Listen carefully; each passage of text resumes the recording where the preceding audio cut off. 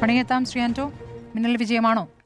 പ്രതീക്ഷയുടെ നാമ്പുകൾ കണ്ടു തുടങ്ങിയിരിക്കുന്നു എന്ന് എനിക്ക് തോന്നുന്നത്. കാരണം ബി ജെ പിയെ സംബന്ധിച്ചിടത്തോളം കഴിഞ്ഞ 12-13 വർഷമായി അവർക്കെതിരെ ഒരു സമരം നടത്താൻ പോലും ഇന്ത്യയിലെ ഒരു പ്രതിപക്ഷ പാർട്ടിയും കഴിഞ്ഞിട്ടില്ല എന്നുള്ളതാണ്. നമ്മളിപ്പോൾ ഈ സി ജെ പി സമരത്തോടു കൂടിയിട്ട് എന്താണ് കാണുന്നത്? രാഹുൽ ഗാന്ധിക്കും കോൺഗ്രസിനും ധൈര്യം വന്നിരിക്കുന്നു എന്നുള്ളതാണ്. കാരണം ഒരു ചെറിയ പാർട്ടി 1-2-3 ദിവസം കൊണ്ട് തന്നെ രൂപപ്പെടുകയും അതൊരു സമരത്തിലേക്ക് മാറുകയും ജന്തർ മന്ദറിൽ സമരമിരിക്കുകയും ചെയ്യുന്നതോട് കൂടിയിട്ട് ചിത്രം മാറി ഇന്ത്യയുടെ എന്നുള്ളതാണ്.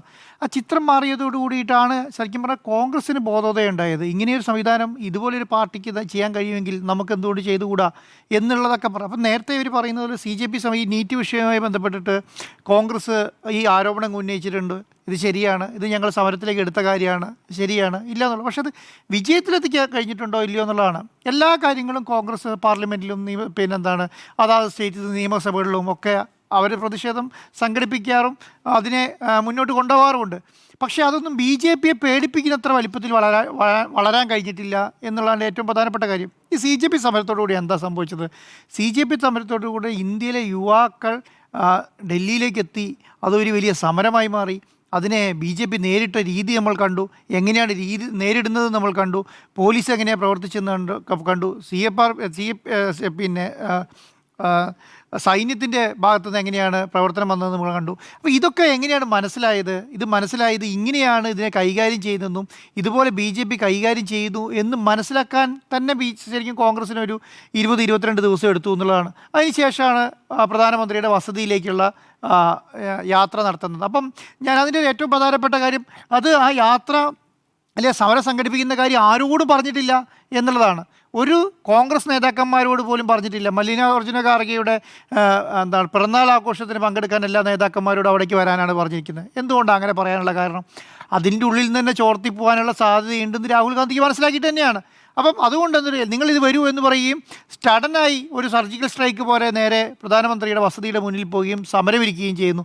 അതോടുകൂടിയിട്ട് ആ ധൈര്യം വന്നത് തന്നെ ഇങ്ങനൊരു സംവിധാനത്തിന് ഇന്ത്യ പാകമായിരിക്കുന്നു എന്ന് കോൺഗ്രസ്സിന് മനസ്സിലാക്കാൻ സി ജെ പിക്ക് കഴിഞ്ഞു എന്നുള്ളതാണ്. ഞാനതിനെ ആ അർത്ഥത്തിലാണ് കാണുന്നത്. ഇപ്പോൾ ഇന്നത്തെ കാര്യം അങ്ങനെ തന്നെയാണ്. ഇന്നത്തെ കാര്യത്തിലും മുൻപ് നമ്മൾ രാഹുൽ ഗാന്ധി കഴിഞ്ഞ 12 വർഷത്തിനൊടുക്കിൽ അങ്ങനെ പോയിരിക്കുന്നത് നമ്മൾ കണ്ടിട്ടുണ്ടോ? അങ്ങനെ രാഹുൽ ഗാന്ധിക്ക് പോയി ഇരിക്കാൻ പറ്റുമെന്ന് നമ്മൾ വിചാരിക്കുന്നുണ്ടോ?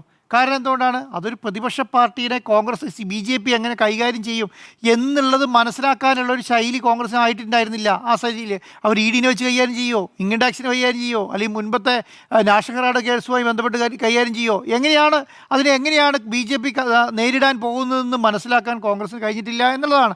പക്ഷേ ഇപ്പോൾ അതിലൊക്കെ ഒരു വ്യക്തത വന്നിരിക്കുന്നു എന്നുള്ളതാണ് എനിക്ക് തോന്നുന്നത്. ഇനി അതുകൊണ്ടാണ് ഞാൻ പറഞ്ഞത്, ഒരു പ്രതീക്ഷയുടെ നാമ്പ് ശരിക്കും പറഞ്ഞാൽ ഇന്ത്യയിൽ കണ്ടു തുടങ്ങിയിരിക്കുന്നുള്ള സമരത്തിലേക്ക് പോകണം.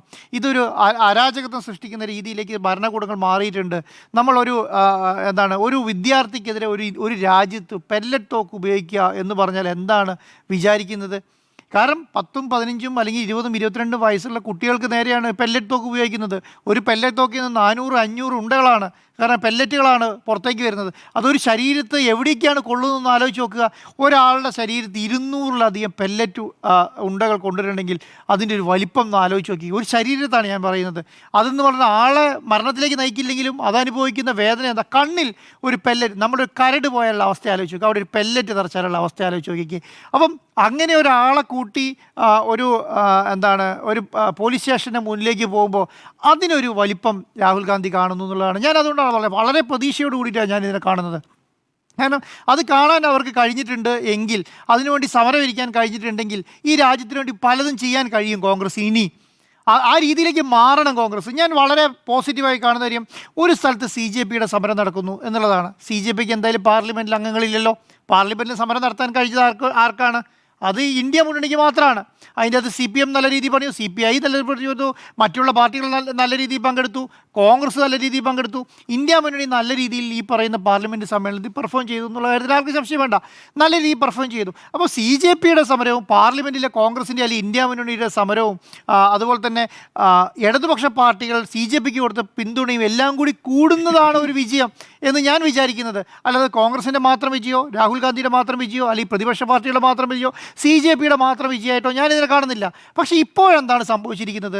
സി ജെ പി സമരം ഇവർ ഒത്തുതീർപ്പാക്കി. ധർമ്മേന്ദ്ര പ്രധാൻ്റെ രാജിയോട് കൂടിയിട്ട് സി ജെ പി സമരം ഒത്തുതീർപ്പാക്കി. അതിനുശേഷം എന്താ സംഭവിച്ചത്? ഈ സി ജെ പി എങ്ങനെയാണ് ഇന്ത്യയിൽ ഡെവലപ്പ് ചെയ്ത് വന്നത്? അത് സോഷ്യൽ മീഡിയയിലൂടെയാണ്. ആ സോഷ്യൽ മീഡിയയിൽ കൂടെ ഇനി സി ജെ പിക്ക് മുന്നേറി വരാൻ കഴിയുമോ എന്നുള്ളതിനേക്കാളും വളരെ ബുദ്ധിമുട്ട്. അപ്പോൾ ഞാനിപ്പം ഈ നീറ്റ് പരീക്ഷയിൽ എത്ര മരണം സംഭവിച്ചു എന്നുള്ളത്, അപ്പോൾ 25 എനിക്ക് എൻ്റെ മനസ്സിലുണ്ടായിരുന്നു. അപ്പോൾ ഞാൻ വെറുതെ ChatGPT-യോട് ചോദിച്ചു എത്ര ഇതുണ്ടെന്ന്. അപ്പോൾ അതറിയോ, ദിസ് കണ്ടൻറ്റ് എന്താ, ആ കണ്ടൻറ്റ് ബ്ലോക്ക് ചെയ്തോടെ, ഇത് എന്താണ് രാജ്യസുരക്ഷയുമായി ബന്ധപ്പെട്ടിട്ട് ഈ കണ്ടൻറ്റ് കാണിക്കാൻ കഴിയില്ല എന്ന് പറയുകയാണ്. അപ്പോൾ അതിനൊന്ന് ആലോചിച്ച് നോക്കി. അപ്പം അത്രയും അധികം മാറ്റത്തിലേക്ക് രാജ്യം മാറിയിട്ടുണ്ട്. കാരണം എങ്ങനെ ആൾക്കാരെ പ്രതിരോധിക്കണം എന്നുള്ള രീതിയിൽ ആ രാജ്യം അതിനെ പാകപ്പെടുത്തിയെടുക്കുകയാണ് BJP എന്നുള്ളതാണ്. അപ്പോൾ ഇനി നാളെ രാവിലെ ഒരു സോഷ്യൽ മീഡിയയിൽ ഇപ്പോൾ CJP-ൻ്റെ പ്രസിഡൻ്റായിട്ടുള്ള മറ്റേ അഭിജിത്ത് DK ഒരു ഫേസ്ബുക്ക് പോസ്റ്റ് ഇട്ടാൽ അത് എത്ര പേരിലേക്ക് എത്തും എന്നുള്ള കാര്യത്തെക്കുറിച്ച് ഇപ്പോൾ ഡൗട്ടുണ്ട്. എന്താണ് ഇതിൻ്റെ റീച്ച് കുറച്ചു, ഇതുമായി ബന്ധപ്പെട്ട കാര്യങ്ങൾ കുറച്ചു എന്നുള്ളതാണ്. അപ്പം എങ്ങനെ ഇതിനെ കൈകാര്യം ചെയ്യും? അപ്പോൾ ഇനി പ്രവർത്തിക്കേണ്ട ഏക പാർട്ടി എന്ന് പറയുന്നത് കോൺഗ്രസ് തന്നെയാണ്. കോൺഗ്രസിന് മുന്നിൽ ഈ പറയുന്ന സംവിധാനങ്ങളെ എല്ലാം അണിനിർത്തിക്കൊണ്ട് ആരൊക്കെ കൂട്ടുപിടിക്കാൻ പറ്റുമോ കൂട്ടുപിടിച്ചുകൊണ്ട് എല്ലാ കാര്യങ്ങളും മുന്നോട്ട് കൊണ്ടുപോകാൻ പറ്റണം. എനിക്ക് തോന്നുന്നു കോൺഗ്രസ് രാഹുൽ ഗാന്ധി എന്ന വ്യക്തി എടുക്കുകയാണെങ്കിൽ പലതരത്തിൽ അദ്ദേഹം സമരങ്ങൾ നടത്തിയിട്ടുണ്ട്, ഈ രാജ്യം മുഴുവൻ സഞ്ചരിച്ചിട്ടുണ്ട്. പക്ഷേ സമരങ്ങൾക്കായാലും പ്രതിഷേധങ്ങൾക്കായാലും ഒരു തുടർച്ചയില്ല എന്നുള്ളതാണ് തോന്നുന്നത്. തുടർച്ചയില്ല എന്നുള്ളതല്ല ശ്രുതി വേണം, അതിൻ്റെ പ്രശ്നം ഞാൻ പറയാം. ഇപ്പം നിങ്ങൾ കാസർഗോഡ് കന്യാകുമാരി തുടങ്ങി ഭാരത് ജോഡോ യാത്ര നടത്തി, നമ്മൾ ഭാരത് ജോഡോ യാത്ര നടത്തി. ഞാൻ അതിൻ്റെ ഔട്ട്കം എന്താണ് എന്നുള്ളതാണ്. ഈ ഔട്ട്കം എന്ന് പറയുന്ന സാധനം ഏത് രാഷ്ട്രീയമായ വിജയമാണ്. അധികാരത്തിൽ വരിക, BJP-ൻ്റെ വോട്ടിംഗ് പെർസെൻറ്റേജ് കുറയ്ക്കുക, അല്ലെങ്കിൽ BJP-നെ താഴെ ഇറക്കാൻ പറ്റുക. ഔട്ട്കം എന്ന് പറയുന്നത് എന്താ? ഈ രാഷ്ട്രീയമായ വിജയമാണ്. ഈ രാഷ്ട്രീയമായ വിജയത്തിൻ്റെ ഭാഗമായിട്ട് എന്താണ്, ഒരു കൺസിസ്റ്റൻസി ഇല്ല. കാരണം നമ്മൾ ഇന്നിവിടെ ഒരെണ്ണം ചെയ്തവിടെ വെക്കും, അതവിടെ വിടും.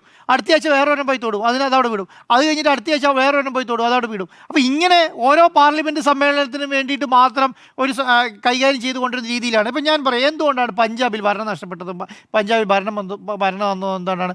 കർഷക സമരം നീണ്ടു നിന്നു. എനിക്ക് തോന്നുന്നു 1.5-2 വർഷം കർഷക സമരം വലുതായിട്ട് ഡൽഹിയെ ബാധിച്ചു എന്നുള്ളതാണ്. അവിടെ അത് നോർത്ത് ഇന്ത്യയിൽ വലിയ മാറ്റം സൃഷ്ടിച്ചു. അപ്പോൾ ഇങ്ങനെ മാറ്റം സൃഷ്ടിക്കാൻ പറ്റുന്ന എത്ര സമരങ്ങളെ കോൺഗ്രസ് ഏറ്റെടുക്കാൻ കഴിഞ്ഞു എന്നുള്ളതാണ്. അങ്ങനെ ഏറ്റെടുത്ത് മുന്നോട്ട് കൊണ്ടുപോയാൽ മാത്രമല്ല ഇന്ത്യ ഇത് ചർച്ച ചെയ്യുള്ളൂ. ഇപ്പം ഇത്രയും നാൾ CJP സമരം കഴിഞ്ഞു. CJP സമരം എന്താണ്? ധർമ്മേന്ദ്ര പ്രധാൻ്റെ രാജിയോടുകൂടി അവസാനിച്ചു എന്ന് പറഞ്ഞിട്ട് ഈ നാഷണൽ ടെസ്റ്റിംഗ് ഏജൻസിൻ്റെ പ്രശ്നങ്ങൾ അവസാനിച്ചോ? നാഷണൽ ടെസ്റ്റിംഗ് ആത്യന്തികമായി വിജയം എവിടെയാണ് വേണ്ടത്? നാഷണൽ ടെസ്റ്റിംഗ് ഏജൻസിയിൽ എന്ത് മാറ്റം വന്നു?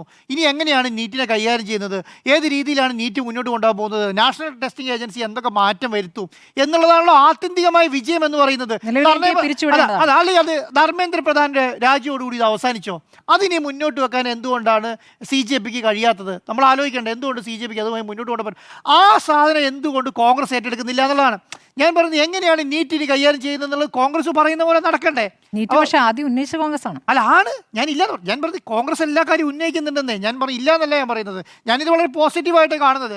അപ്പം ഞാൻ പറയുന്നത് ഇനി എന്താണ് ആത്യന്തികമായ വിജയം എന്ന് പറയുന്നതാണ്. ഇപ്പം ഉദാഹരണം പറയും, ഇപ്പം പെല്ലറ്റ് തോക്കുമായി ബന്ധപ്പെട്ട ആക്രമണം നടന്നു, ഈ കുട്ടിക്കെതിരെ അല്ലെങ്കിൽ ഈ പറഞ്ഞ അടി കൊണ്ടവർക്ക് എതിരെ നടപടി സ്വീകരിക്കണം, അല്ലെങ്കിൽ അടി കൊണ്ടവർക്കുള്ള ആരാണ് ഇവരെ ഇത് ചെയ്തത് എന്നുള്ളത് കോൺഗ്രസ് എന്താണ് ന്യായമായ ആവശ്യമാണ്. കേസെടുത്തപ്പോൾ ഒരാൾ പരാതി കൊണ്ട് കൊടുത്തു, എന്നെ ഉപദ്രവിച്ചു, ഇന്നയാളാണ് ഉപദ്രവിച്ചത്, ഇന്ന സംവിധാനത്തിൻ്റെ ഭാഗമായിട്ട് ഉപദ്രവിച്ചത്, എനിക്കെതിരെ പെല്ലറ്റ് തോക്ക് ഉപയോഗിക്കാൻ ഈ രാജ്യത്ത് നിയമമില്ല. അങ്ങനെ പറഞ്ഞ് പോലീസ് സ്റ്റേഷനിൽ കൊടുക്കുന്ന സമയത്ത് കേന്ദ്രത്തിൽ എന്താണ് മേളിൽ നിന്നുള്ള ഉത്തരവ് പ്രകാരം ഇത് എടുക്കാൻ കഴിയില്ല എന്ന് പറയുമ്പോൾ അതിൽ പ്രവർത്തിക്കേണ്ട ആളും ആരാണ്? ഈ പ്രതിപക്ഷം തന്നെയാണ്. അപ്പം ഒരു പ്രതിപക്ഷ നേതാവ്, ഒരു രാജ്യത്തിൻ്റെ പ്രതിപക്ഷ നേതാവ് ഒരു സ്റ്റേഷനിൽ എത്തിയാലേ മാത്രമേ ഒരു FIR രജിസ്റ്റർ ചെയ്യുള്ളൂ. അതും 8 മണിക്കൂർ സമരം ഇരുന്നാൽ മാത്രമേ FIR രജിസ്റ്റർ ചെയ്യുന്നുള്ളൂ എന്നുള്ള നിലയിലാണ് രാജ്യം പോകുന്നത് ഓർക്കണം. അപ്പം സാഹിലോചവുമായി നേരത്തെ രാഹുൽ ഗാന്ധി വാർത്താ സമ്മേളനം നടത്തിയിട്ടുണ്ട്, മെഡിക്കൽ റിപ്പോർട്ട് എല്ലാ സംവിധാനം ചെയ്തിട്ടുണ്ട്. അപ്പം ഞാൻ പറയുന്നത് ഒരു കാര്യം പറയാം, നമ്മളിപ്പോൾ CJPനെ തള്ളി പറഞ്ഞൊന്നും പറയേണ്ട കാര്യമില്ലല്ലോ. കാരണം CJP സമരത്തിൽ പോയി വെടികൊണ്ടുള്ള ആൾക്കാർ തന്നെയാണല്ലോ ഇദ്ദേഹം. ഈ പറയുന്ന സാഹിലും അവിടെ പോയിട്ട് വെടികൊണ്ട് കൊണ്ട ആളാണ്. കോൺഗ്രസിൽ സമരത്തിന് കൊണ്ടത് വെടികൊണ്ടാകല്ല. അപ്പം കൂടെ പിടിച്ച് നിർത്തുന്നുണ്ട് കോൺഗ്രസ്. പക്ഷേ എന്താണ്, പ്രത്യക്ഷമായി ഇതൊക്കെ മുന്നോട്ട് കൊണ്ടുപോകാൻ കഴിഞ്ഞില്ലെങ്കിൽ എന്ത് സംഭവിക്കുന്നു പറഞ്ഞാൽ ആൾക്കാർ കൂടെ നിൽക്കണ്ടേ? ഇന്നത്തെ യുവാക്കൾ, ഞാൻ പറയുന്നത് യുവാക്കൾ. ഇപ്പോൾ രാഹുൽ ഗാന്ധിൻ്റെ ഏറ്റവും വലിയ സെല്ലിംഗ് പോയിന്റ് എന്താ, അല്ലെങ്കിൽ അട്രാക്ഷൻ എന്താണ്? അട്രാക്ഷൻ എന്ന് പറയുന്നത് ആരാ? രാഹുൽ ഗാന്ധി യുവാവെന്നുള്ള നിലയിലേക്ക് യുവാക്കളിലേക്ക് ഈസിയായിട്ട് ഇറങ്ങിച്ചെല്ലാൻ കഴിയുന്ന രീതിയിൽ പറ്റുന്ന ഒരു പാർട്ടിയാണ്. ഇപ്പോൾ എനിക്ക് തോന്നുന്നു ഇത്രയും വലിയ സംവിധാനം BJPയിൽ ഇല്ല. ഇപ്പോൾ നരേന്ദ്രമോദിക്ക് അത് കഴിയുന്നില്ല. കാരണം നരേന്ദ്രമോദി പ്രധാനമന്ത്രി രാത്രി ഇൻസ്റ്റഗ്രാമിൽ വീഡിയോ ഇട്ടിട്ട് നമ്മൾക്ക് അതെത്ര ജനങ്ങളിലേക്ക് എത്തി. കാരണം അത് ആ രീതിയിൽ യുവാക്കൾ അക്സെപ്റ്റ് ചെയ്തിട്ടുണ്ടോ? യുവാക്കൾ അക്സെപ്റ്റ് ചെയ്തിട്ടില്ല. അപ്പോൾ ചെയ്യാൻ കഴിയുന്നവർക്കാ രാഹുൽ ഗാന്ധിക്കാണ്. അപ്പോൾ അതുമായി മുന്നോട്ട് പോകണം. ഞാൻ പറഞ്ഞു ഇപ്പോൾ ഇന്നൊരു സമരം നടത്തി, ഇനി ഒരു 15 ദിവസം കഴിഞ്ഞിട്ട് അടുത്ത സമരം എന്ന് പറഞ്ഞിട്ട് അടുത്ത മാസം സമരം ഒരു അടുത്ത 15 ദിവസം കഴിയട്ടെ എന്ന് പറഞ്ഞാൽ ഇത്രയൊന്നും കാത്തു നിൽക്കാൻ ജനങ്ങൾക്ക് താല്പര്യമില്ല.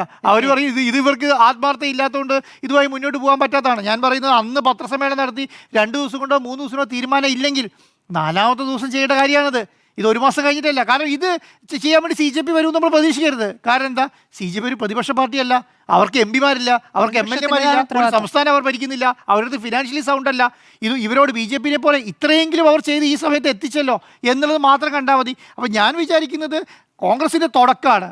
ഈ 2026 ശേഷം കോൺഗ്രസിന് ഒരു പുതുജീവൻ വന്നിട്ടുണ്ട്. സമരപാത ഏത് ഞാൻ പറയുന്നത് ഗാന്ധിയൻ സമരത്തേക്കാൾ. അപ്പം കോൺഗ്രസ് എല്ലാ കാലത്തും ഗാന്ധിയൻ സമരങ്ങളാണ് സ്വീകരിക്കുന്നത്. പക്ഷേ ഗാന്ധിയൻ സമരം കൊണ്ട് മാത്രം കാര്യങ്ങൾ മുന്നോട്ട് പോവില്ല. സമരം ഇരിക്കേണ്ടടുത്ത് സമരം ഇരിക്കുകയും സംസാരിക്കേണ്ടത് സംസാരിക്കുകയും അതുപോലെ പ്രവർത്തിക്കേണ്ടത് പ്രവർത്തിക്കുന്ന രീതിയിൽ കോൺഗ്രസ് മാറും എന്നുള്ളതാണ് ഞാൻ വിചാരിക്കുന്നത്.